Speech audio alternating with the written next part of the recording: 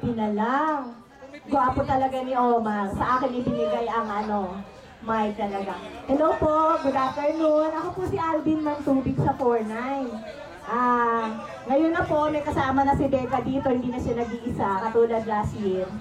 Real estate consultant po ako, kaya kung gusto niyo ng mga house and lot at saka condominium, pwede niyo po akong tawagan anytime. Cellphone number lang. Cellphone number. Meron, namin bibigyan ko kayo. Globesiane. Dali. Ako si Rosalinda Sol. Noon.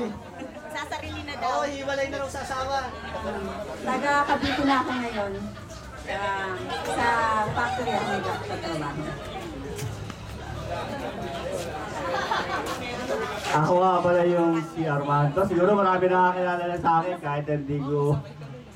Ako yung pinakabait nilang klase. Totoo yun sa mga babae. Sa mga babae.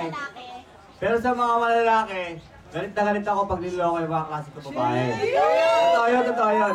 Kaya lang, pagdating sa labas ng classroom namin, bad boy na ako. Ako yung nag-issue sa kanila nun. Pero, makakasahan naman ako sa ganitong pagkakataon, sa pagtulong sa ganitong mga kagayang reunion natin.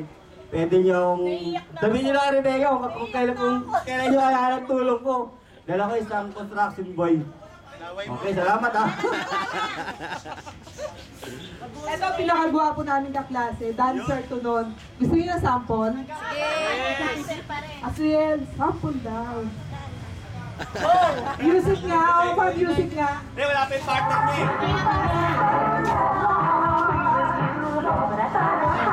Ako si Asriel Torres. Matagal na ako nag-retire sa pagsasayaw.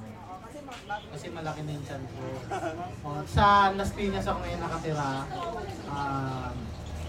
Yung trabaho ko, media relations. Ako yung nag-handle ng mga news. Saka marami siyang relasyon. Si Hailey ba yun? Uy! Classmate ko talaga yun. Kumusta? So, yan ang section 9. Ako, hindi na ako magpapakilala. Kilala niyo na ako, di ba?